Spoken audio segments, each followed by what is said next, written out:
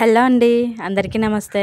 Welcome to my channel. అందరూ ఎలా ఉన్నారండి ఫ్రెండ్స్? మరొక బ్లాగ్ అయితే మీతో షేర్ చేసుకుంటున్నాను. మార్నింగ్ లేవగానే వంటగదిలోకి వచ్చి తలుపు తీస్తే చల్ల గాలి వేస్తుందండి. వేప పువ్వు అయితే భలే వాసన వస్తుంది. ఉగాది రాకుండా ముందుగానే వేప పువ్వు వచ్చిందనమాట ఈ సంవత్సరం. ఉగాది వచ్చేసరికి మొగ్గ తప్ప వేప పువ్వు అయితే ఏముండదు. రోజు రోజుకే కింద రాలిపోతూ ఉన్నది. మీలో ఎంతమందికి ఉగాది పచ్చడి అంటే ఇష్టం అండి? నాకైతే చాలా ఇష్టం. చాలామంది సిటీలో చిన్న గిన్నెలో కలుపుకొని చేతిలో వేసి తింటూ ఉంటారు కదా, కానీ మా పల్లెటూరులో అయితే బిందెలు బిందెలు కలుపుకుంటారనమాట వేప పచ్చడి. గలాసులు గలాసులు తాగుతారండి. నేను ఎప్పుడెప్పుడు ఉగాది వస్తుందా అని ఎదురు చూస్తూ ఉన్నాను. చాలామంది సిటీలో వేప కొనుక్కుంటారు కదండి, కానీ ఇక్కడ మా పల్లెటూరులో అయితే వేప చెట్టు నిండా వేప పువ్వు ఉంటుంది, కానీ కోసి వాళ్ళు అయితే ఎవరు ఉండరు అనమాట చెట్టు ఎక్కి. ఇక ఈరోజు నేనైతే దొండకాయ వేపుడు అయితే చేస్తున్నానండి. దొండకాయ అనగానే నాకు ఫిలిం మోజీ ఛానల్ అయితే గుర్తొస్తుంది అనమాట. దాంట్లో అస్తమాను దొండకాయ కూర అనేసి అంటారు కదా. నేను వారానికి ఒకసారి మాత్రమే దొండకాయ వండుతాను, అది వేపుడు అయితే పెడతానమాట. కొబ్బరి కూర వేసి చాలా బాగుంటుందండి. మా ఇంట్లో వాళ్ళు అందరూ చాలా ఇష్టంగా తింటారు. అలానే ఈరోజు టిఫిన్ వచ్చేసి బజ్జీలు అయితే వేస్తున్నానండి. ఒక్కరోజు మినపప్పు నానబెట్టి పిండి రుబ్బానంటే 3 రోజుల వరకు వస్తుంది. ఒక రోజేమో ఇడ్లీ వేస్తాను, తర్వాత రోజు అట్లు వేస్తాను. ఇక మూడో రోజు అయితే దాంట్లో కొద్దిగా ఉప్మా నూక, అదేనండి తెల్లనూక, కెరాసిన్ నూక అని కూడా అంటారు, అది కలిపి కొద్దిగా మైదా పిండి వేసి పెరిగి అలానే ఆనియన్స్ ముక్కలు వేసి బజ్జీలు అయితే వేస్తాను అనమాట. చాలా బాగుంటుంది, ఎందుకంటే ఆ 3 రోజులకి మినప్పిండి అది పులుస్తుంది కదా, పులిస్తేనే బజ్జీలు టేస్ట్గా ఉంటాయండి. ఇక బజ్జీలు వేసిన తర్వాత అదే ఆయిల్లో దొండకాయలు కూడా వేయించేసుకుంటున్నానండి. చాలా టైం పడుతుంది వేయడానికి అయితే. దొండకాయ ముక్కలు ముందుగా ఇలా డీప్ ఫ్రై చేసుకుంటే చాలా బాగుంటుందండి వేపుడి, అలానే త్వరగా కూడా అయిపోతుంది. అలా కాకుండా మనం అన్ని తాలింపు అన్నీ వేసిన తర్వాత దొండకాయ ముక్కలు వేసి వేయించుకున్నాం అనుకోండి, అస్సలు వేగం అనమాట. ఇక మనం తినేటప్పుడు కసం అంటే పచ్చిగా ఉన్నట్టు అనిపిస్తుంది. ఈ విధంగానే చేస్తాను నేను ఎప్పుడు చేసినా, చాలా టేస్టీగా అయితే వస్తుందండి. ఈ వేపుల్లోకి కాంబినేషన్ అయితే టమాటా చారు కానీ, చింతపండు చారు కానీ, పప్పు చారు కానీ, మజ్జిగ చారు కానీ చాలా బాగుంటుందండి. ఇక నేనైతే ఇక్కడ కొబ్బరి కూర వేస్తానని చెప్పాను కదా, అందుకని కొబ్బరి అయితే కొట్టుకుంటున్నాను. ముక్కల కోసం మిక్సీలో అయితే వేసేస్తాను అనమాట. ఒక వచ్చేమో బజ్జీల్లోకి చట్నీ అయితే చేస్తానండి.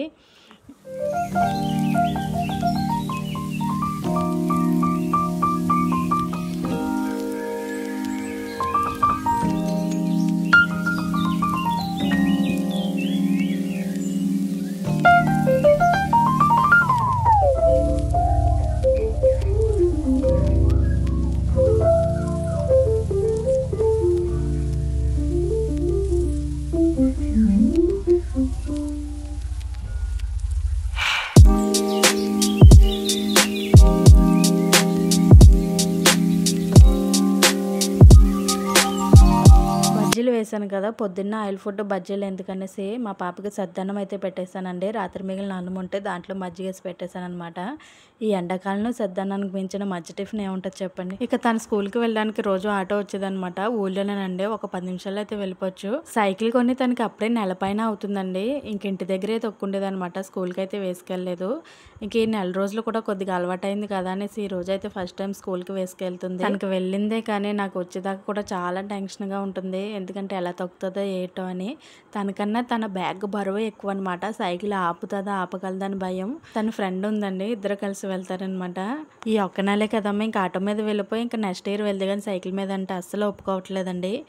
ఇక తన ఫ్రెండ్ వెళ్తుంది కదా, నేను వెళ్తానని పట్టుబట్టింది. సర్లే వెళ్ళనేసి ఇంకా పంపించామన్నమాట. ఇక తను వెళ్ళిన తర్వాత మళ్ళీ స్టార్ట్ చేశాను నా వంట పని అయితే. ఇక వేపుడైతే దగ్గర పడిపోయిందండి. కొబ్బరి కూర వేసిన తర్వాత కొద్దిగా కారం, పసుపు, ఉప్పు, కొద్దిగా ధనియాల పొడి వేసి ఇంక ఇలా కలిపేసుకుంటే అయిపోయినట్టే. చాలా టేస్టీగా ఉంటుందండి.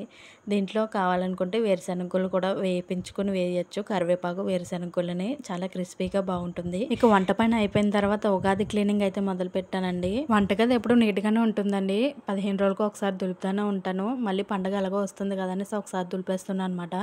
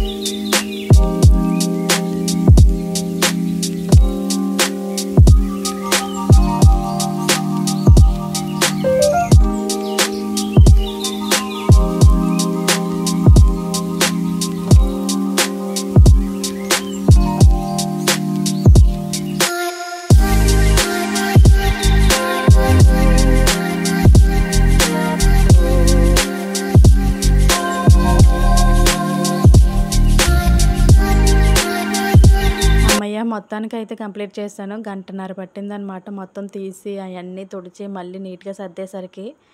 ఇదేనండి ఇయాల్టి వీడియో. మీకు నచ్చితే లైక్ చేసి సబ్స్క్రైబ్. ఉంటానండి. బాయ్ అండి.